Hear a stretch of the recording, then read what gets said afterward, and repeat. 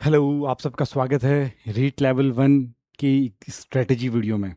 And this video is specifically dedicated to English medium students. तो मेरी एक request है कि अगर आप ये वीडियो देख रहे हो तो आप इस वीडियो को पूरा देखो, लास्ट तक देखो। अगर आप लास्ट तक देखोगे तो definitely you will get something जो आपकी स्ट्रेटजी के लिए, आपकी एग्जाम पॉइंट ऑफ व्यू के लिए बहुत ज़्यादा इंपॉर्टेंट होने वाला है। आज अपन बात करने वाले हैं कि रीट की वैकेंसी अब जैसे आने वाली है, रीट उससे पहले प्री होगी, तो हम क्या बुक्स रखें, क्या हम स्ट्रेटजी अपनाएं जिससे हम मैक्सिमम मार्क्स ला सकते हैं। तो उससे पहले सवाल आएगा कि सर, आप जो हमें बता रहे हो कि कैसे मैक्सिमम मार्क्स लेके आएँ, कैसे स्ट्रेटजी लेके आएँ, क्या आपने कभी रीट दिया है क्या? तो yes, exactly, I have given this exam and I have crack this exam also with flying colours. मैं एक बार अपना इंट्रोडक्शन दे देता हूँ। माई नेम इज़ योगेंद्र और मैंने रीट 2021 का रीट दिया था, जिसमें आई गोट 141 मार्क्स आउट ऑफ 150।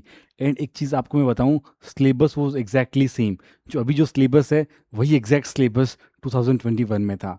फिर मैंने 2022 में वापस से ये एग्ज़ाम दिया था। In that I get 139 marks. उसमें मेरे को 139 मार्क्स आए थे आउट ऑफ 150 मार्क्स। फिर मैंने और फिर I got this selection into this examination, means का एग्ज़ाम दिया, उसमें सिलेक्शन हो गया। After that I get second grade का एग्ज़ाम दिया, जिसमें मेरे को 170वीं रैंक प्राप्त हुई थी। फिर मैंने फर्स्ट ग्रेड का एग्ज़ाम दिया, उसमें मेरे को तीसरी रैंक प्राप्त हुई थी। And I have also given the first grade examination और by conducted by Sanskrit department. उसमें I got 52nd of rank. So I have pretty good experience.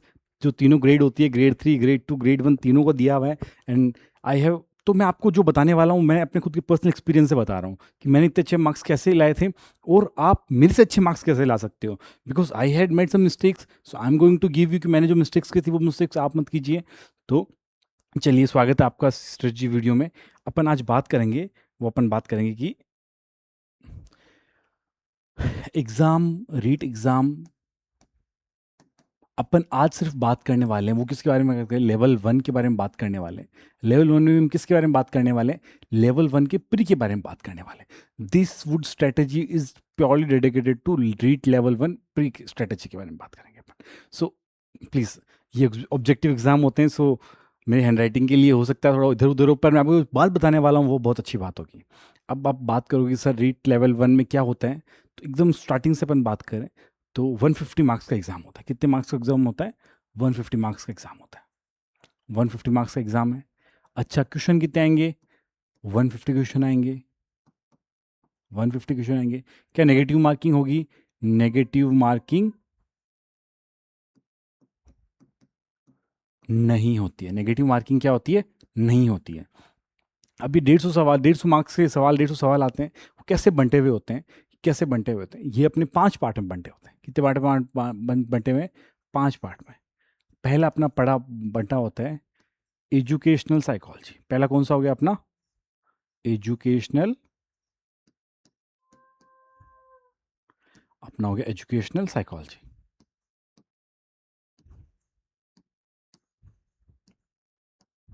पहला पार्ट एजुकेशनल साइकोलॉजी होता है, जो कितने मार्क्स का आता है? 30 मार्क्स का आता है। कितने मार्क्स का आता है? 30 मार्क्स का आता है। चलो ठीक है, पहले अपन इसकी बात करते हैं कि एजुकेशन साइकोलॉजी को अपन कैसे कवर अप करें। मैं आपको बताने वाला हूँ रीट वन की में लेवल वन इंग्लिश मीडियम कौन सी बुक्स आती है। पहले मैं बात करने वाला हूँ कि हमें कौन सी बुक से पढ़ना चाहिए, मार्केट में क्या कंटेंट अवेलेबल है।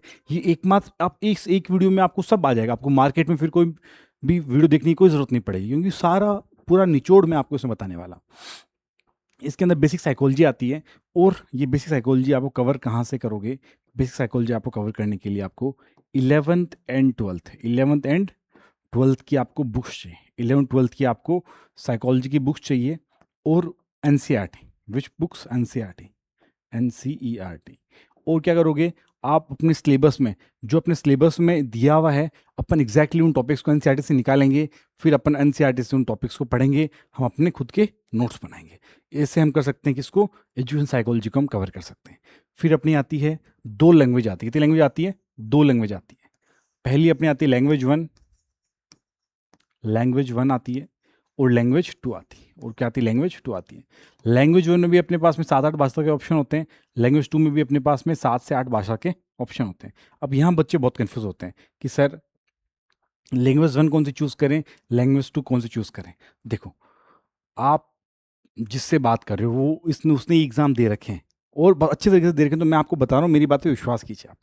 कि लैंग्वेज वन आप कौन सी चूज़ करो। आप इंग्लिश मीडियम से हो, हालांकि आपको ये ज्ञान दिया जाएगा कि आप इंग्लिश मीडियम से हो तो लैंग्वेज फर्स्ट इंग्लिश चूज़ करो, नहीं। मैं कहता हूँ आप लैंग्वेज वन किसको चूज़ करो, हिंदी को चूज़ करो। किसको चूज़ करो, पहली लैंग्वेज आप चूज़ करो Hindi. I know you are from English medium, और आपकी उसमें लिखा हुआ आता है कि फर्स्ट लैंग्वेज आप वही चूज़ करोगे जो आपका मीडियम ऑफ इंस्ट्रक्शन होगा। पर इस बात से कोई फ़र्क नहीं पड़ता है कि मीडियम ऑफ इंस्ट्रक्शन आपका क्या है, और आप कोई सी भाषा चूज़ कर सकते हो, आप पंजाबी भी चूज़ कर सकते हो। तो पहली भाषा आप हिंदी चूज़ कीजिए, सेकंड भाषा आप चूज़ कीजिए इंग्लिश। सेकंड भाषा आप चूज़ कीजिए इंग्लिश। अगर आपने इंग्लिश अगर आपने इंग्लिश का ग्रामर बहुत अच्छी तरीके से पढ़ा हुआ है और आप ग्रामर में बहुत स्ट्रॉन्ग कमांड रखते हो उस ग्रामर में, हालांकि इंग्लिश मीडियम वाले बच्चे तो इंग्लिश बहुत अच्छी होती है, बट ग्रामर में कुछ कुछ जगह पे कमज़ोर पड़ जाते हैं। तो फिर अगर आप इंग्लिश में बहुत अच्छी कमांड है ग्रामर में आपकी, तो आप लैंग्वेज वन इंग्लिश भी चूज़ कर सकते हो। तो आप लैंग्वेज कौन चूज़ कर सकते हो, इंग्लिश भी चूज़ कर सकते हो, और लैंग्वेज टू आप चूज़ कर सकते हो हिंदी। एक हम डिटेल डिस्कशन वीडियो बनाएंगे कि आपको लैंग्वेज वन और टू कौन सी चूज़ करनी चाहिए, और उसके अंदर हम सिलेबस को कंपेरेटिवली आपको बताऊंगा मैं कि दोनों में क्या फ़र्क है, कहाँ कहाँ से क्या क्या पढ़ना चाहिए। अगर आपको वो वाला वीडियो चाहिए तो आप इसमें लिख दीजिए मेरे कमेंट सेक्शन में कि सर लैंग्वेज वन और टू के बारे में हमें डिटेल से बताइए, मैं डेफिनेटली उस पर वीडियो बनाऊंगा। बट अगर आप कमेंट करोगे तो वीडियो बनाऊंगा मैं, अगर आप देखोगे नहीं तो फिर मैं क्यों वीडियो बनाऊंगा उसके लिए। तो ये लैंग्वेज की बात होगी अपने।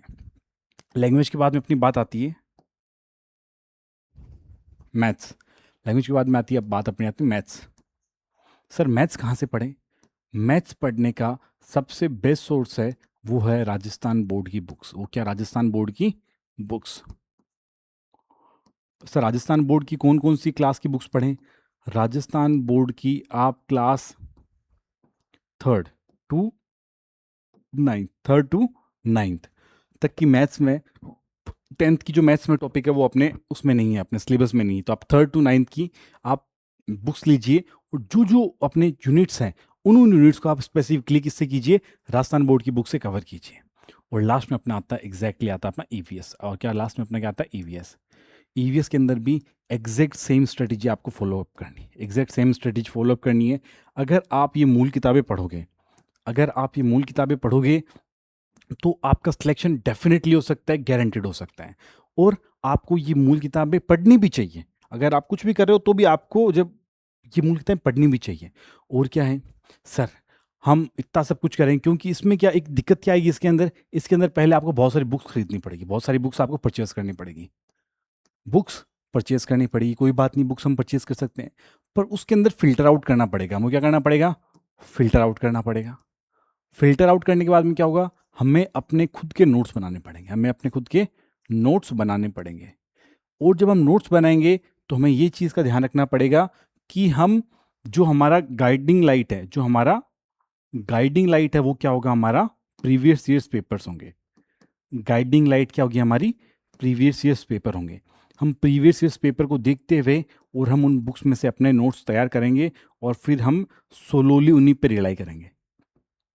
सोलोली हम किस पे रिलाई करेंगे, अपने नोट्स पे रिलाई करेंगे। ये तो स्ट्रेटेजी सेल्फ स्टडी की, कि जब आप सेल्फ स्टडी से कर रहे हो, इंग्लिश मीडियम से कर रहे हो, क्योंकि इंग्लिश मीडियम में कोई भी ऐसी गाइड नहीं है जो कि रीट लेवल वन के लिए आती है। हालांकि एक गाइड आती है। अब आप बात, ये तो अपनी होगी अगर आप सेल्फ तैयारी कर रहे हो, अगर आप कैसी तैयारी कर रहे हो, आप सेल्फ तैयारी कर रहे हो, तो आपकी ये स्ट्रेटेजी जो मैंने अभी आपको बताई वो बुक्स के साथ में आप सेल्फ का है। क्या सर खुद के पढ़ने से सिलेक्शन हो सकता है?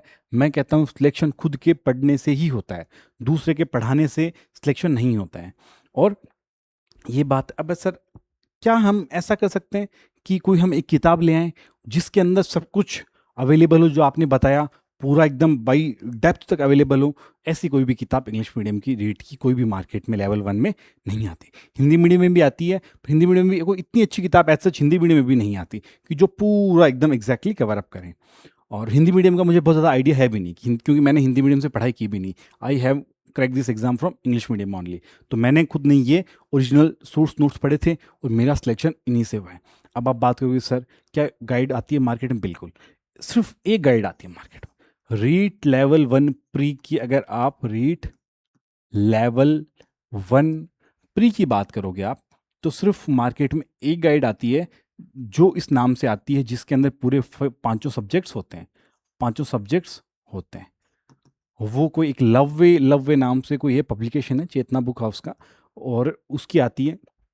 अगर आप में से किसी ने वो बुक परचेज कर रखी है तो आप मुझे उसके कमेंट सेक्शन में रिव्यूज़ बताइए कि आपको बुक कैसे लगी। हालाँकि मेरे पास देखो खुद की किताब पढ़ी है उसकी, ये देखो, हाँ, 3rd ग्रेड की नहीं, 2nd ग्रेड की किताब हुई वो देखो, ऐसे कुछ करके उसका ये उसका प्रकार क्या आता है, इसका जो लेआउट आता है। और मैंने ये किताब मंगवाई थी कि जब मैं पढ़ रहा था उस समय ये किताब 21 में नहीं आती थी, इसके बाद में पब्लिश हुई। और ये किताब बहुत ही ज़्यादा खराब है, ये किताब बहुत ही ज़्यादा खराब है, वर्स्ट बुक। व्हाट आई से इज़ वर्स्ट बुक। आप ये किताब तो बिल्कुल ही परचेज़ मत करना, इसमें आप पैसे वेस्ट मत करना। अगर आपने ये बुक परचेज़ कर भी ली है, तो इस बुक से पढ़ मत लेना, इस बुक से क्या मत कर लेना, पढ़ मत लेना, वरना आप सिलेक्शन से और मिनिमम पासिंग मार्क्स से भी बहुत दूर चले जाओगे, मिनिमम पासिंग मार्क्स से भी दूर चले जाओगे। मैं इसलिए नहीं कि हालाँकि मतलब आपको ओपनली किसी चीज़ को ऐसा क्रिटिसाइज़ नहीं करना चाहिए, सब अपना अच्छा काम कर रहे हैं, बट ये अप टू स्टैंडर्ड नहीं है। जो रीट डिमांड करता है वो नहीं है।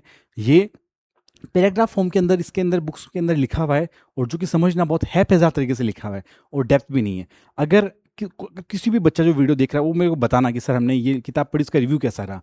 आप कमेंट सेक्शन में अपने आप देख लेना उनके रिव्यूज़, इस बुक के रिव्यूज़ कैसे हैं। अब आप बात करते हो कि सर चलो ठीक है, आपने ये सब बता दिया, हम सेल्फ स्टडी कर लें, तो सर आप हमारी हेल्प कर दीजिए, आप हमारी हेल्प कर दीजिए। क्या मैं आपकी मदद करूँ? बिल्कुल। I am ready to help, yes, I am ready to help you, I am ready to help you. मैं आपकी मदद करने के लिए बिल्कुल तैयार हूँ आपकी इस जर्नी में। I want to be your friend, I want to be your guide. क्योंकि जिन परिस्थितियों का और जिन परेशानियों का सामना मैंने किया, मैं नहीं चाहता उन परेशानियों का सामना आप करो। तो क्या हुआ, जो अच्छी अच्छी किताब है 11th-12th साइकोलॉजी, और जैसे क्या होता है, अगर आप रीट लेवल वन, हाँ एक बात और करते हैं हम, रीट लेवल 1 की जो तैयारी करते हैं, रीट लेवल 1 प्री की, वो दो तरह के लोग हैं। कैसे तरह के लोग हैं? दो तरह के लोग हैं। एक है साहब ओल्ड स्टूडेंट्स, एक कैसे ओल्ड स्टूडेंट्स है साहब, ओल्ड स्टूडेंट्स हैं। और एक है न्यू स्टूडेंट्स, एक कैसे न्यू स्टूडेंट है, कि जो अभी पिछले 2-3 साल से तैयारी कर रहे हैं। कितने साल से तैयारी कर रहे हैं? पिछले 1 या 2 साल से तैयारी कर रहे हैं, जिन्होंने मैक्सिमम या तो एक रीट का एग्जाम दिया है, पिछले वाले रीट का एग्जाम दिया है, या फर्स्ट टाइम वो इस रीट का एग्जाम देंगे। जो पुराने वाले रीट के स्टूडेंट है, वो तो क्या हो गए, वो हैबिचुअल हो गए। वो किसके हैबिचुअल हो गए? हिंदी के। किसके हैबिचुअल हो गए? हिंदी के। वो अब हिंदी की किताबें हैं उनको समझ सकते हैं, एटलीस्ट दे कैन अंडरस्टैंड। अगर आप हिंदी को समझ सकते हो, अगर आप हिंदी को समझ सकते हो, तो फिर इनके लिए अपन बात ही नहीं कर रहे। भाई आप हिंदी मीडियम की बुक समझ सकते हो, मार्केट में बहुत सारा कंटेंट हिंदी में अवेलेबल भी है, तो आप उसमें से आप अपने आप अच्छा और बुरा कर सकते हो। तो मेरी उनसे गुजारिश है, किन से? जो ओल्ड स्टूडेंट्स हैं, जो हिंदी के मीडियम से जो समझ सकते हैं, कि आप हमारे कंटेंट को देखिए, आप हमारे कंटेंट को देखिए और उसको रिव्यू कीजिए कि हमारा कंटेंट कैसा है। क्योंकि हम हमारे जो टीचर्स हैं, वो सारे इंग्लिश मीडियम से पढ़े हुए हैं, पर वो सब कैसे, वो ओल्ड स्टूडेंट्स के जैसे हैं, कि वो अब उनको हिंदी भी समझ में आती है, उनको इंग्लिश भी पूरी समझ में आती है, पर तैयारी की थी उन्हें, तो हमारे कम से कम हमने 2 साल, 2 to 3 years, 2 to 3 years हमने सिर्फ वेस्ट कर दिए हमें समझने में, ट्रांसलेशंस में हमने वेस्ट कर दी। हमें हिंदी समझने में बहुत सारा वक्त लग गया, और बहुत ज़्यादा एफर्ट्स लग गए, बहुत ज़्यादा क्या लग गए, एफर्ट्स लग गए, और बहुत ज़्यादा एनर्जी लग गई। हालांकि अब हिंदी भी समझ में आने लगी, इंग्लिश भी समझ में आने लगी, तो अब क्या हो गया कि हमने, जो ये नए स्टूडेंट्स आए, उनको ये प्रॉब्लम नहीं फेस करना पड़ा। इसीलिए हम सबसे बेस्ट कंटेंट, सबसे बेस्ट सबसे बेस्ट कंटेंट अवेलेबल है, वो है अपनी एनसीईआरटी बुक्स। वो क्या है? NCERT books. तो हम जो साइकोलॉजी पढ़ा रहे हैं, हमारे सर पढ़ा रहे हैं, प्रदीप सर, वो एनसीईआरटी बुक्स को बेस लेके, और जो रीट का पैटर्न के बेसिस पे ही वो करवा रहे हैं। और उन सर के आप नोट्स देखोगे, प्रदीप सर के नोट्स देखोगे, वो एकदम कलरफुल होंगे। कैसे होंगे आपके साइकोलॉजी के नोट्स? एकदम कलरफुल नोट्स। क्योंकि कलरफुल से क्या होता है, चीज़ें बहुत अच्छे से हमको याद रहती हैं। तो साइकोलॉजी हमारा कवर अप हो गया। साइकोलॉजी के बाद में आता है अपना लैंग्वेज। के बाद में आता है लैंग्वेज। लैंग्वेज लैंग्वेज में अपना हिंदी और इंग्लिश, हिंदी और इंग्लिश है। इनके टीचिंग मेथड्स में बड़ी प्रॉब्लम आती है। ग्रामर तो हम कर लेते हैं, ग्रामर तो हम कर लेते हैं, इनकी टीचिंग मेथड्स में बड़ी प्रॉब्लम आती है। टीचिंग मेथड्स आपको, वो भी आपको मैं खुद पढ़ाने वाला हूँ टीचिंग मेथड्स। और जो आपका हिंदी और इंग्लिश के जो कोर सब्जेक्ट है, वो भी आपको सर पढ़ाएंगे। और क्या सब्जेक्ट बच गया? ईवीएस। और क्या बच गया? ईवीएस। ईवीएस आपको मैं खुद पढ़ाने वाला हूँ, मैं खुद पढ़ा रहा हूँ। जो मैंने खुद के नोट्स बनाए हुए हैं, जो मैंने खुद के नोट्स बनाए हुए हैं, उन नोट्स को सहारा लेकर उनको अपडेट करके और प्रॉपर इंग्लिश मीडियम में ऐसा कंटेंट तैयार करेंगे हम लोग कि जो बाकी मार्केट में सबसे बेस्ट होगा और एकदम प्रॉपर एग्जाम पैटर्न पे होगा। तो अगर आपको अपनी एनर्जी वेस्ट नहीं करनी है, ट्रांसलेशंस में एनर्जी वेस्ट नहीं करनी है, किताबें ढूंढने में एनर्जी वेस्ट नहीं करनी है, क्या पढ़ूं क्या नहीं पढ़ूं पे एनर्जी वेस्ट नहीं करनी है, तो आप सब कुछ मुझ पे छोड़ दीजिए, क्योंकि मैं इस रास्ते से गुजरा हुआ हूँ और मैं आपको गाइड करूंगा, वो आपको हमेशा अच्छे के लिए गाइड करूंगा। और जो हम फीस रख रहे हैं वो भी बहुत मिनिमल फीस हो रही है हमारी, ऐसा नहीं कि हम कोई बहुत ज़्यादा हाई फाई फीस रख रहे हैं, बहुत मिनिमल फीस होने वाली है। और ये प्रोजेक्ट हमने स्टार्ट किया है कि बेसिकली इस काइंड ऑफ सोशल सर्विस, कि हमने जो परेशानियाँ फेस की वो हमसे आगे वाली जनरेशन वो परेशानी फेस ना करे, इसके लिए हमने शुरू किया है। अगर आपको कोई भी तकलीफ आए, किसी प्रकार की तकलीफ आए, आप भले कोर्स परचेज करो या नहीं करो, आप मुझसे हमेशा सलाह ले सकते हैं। मैं आपके लिए हमेशा अवेलेबल हूँ। आप मुझे व्हाट्सएप पे मैसेज कर सकते हैं। मेरे खुद के पर्सनल नंबर है, वो मैं आपके साथ में शेयर कर रहा हूँ, 9784458407। और अगर आप इंग्लिश मीडियम स्टूडेंट्स, कैसा स्टूडेंट इंग्लिश मीडियम, कोई भी एग्ज़ाम की तैयारी कर रहे हो, आप रीट लेवल 1 रीट लेवल 2 किसी भी तैयारी कर रहे हो, आप मुझसे कॉन्टैक्ट कर सकते हैं और मैं आपको पर्सनली गाइड करूँगा, पर्सनली गाइड करूँगा। और मैं मेक श्योर करूँगा कि आप एग्ज़ाम को क्रैक करो। तब तक मैं आपका साथ नहीं छोड़ूँ जब तक आप एग्ज़ाम को क्रैक नहीं कर लेते हो। तो ये हमने रीड बुक्स की स्ट्रेटजी के बारे में बताया और हम इन सब चीज़ों के बारे में पढ़ा। अगर लैंग्वेज 1 और लैंग्वेज 2 में अगर आपको इशू आ रहा है समझने में, तो आपकी मैं उसमें हेल्प करूँगा। आप बस कमेंट सेक्शन में कमेंट कीजिए। Thank you so much class.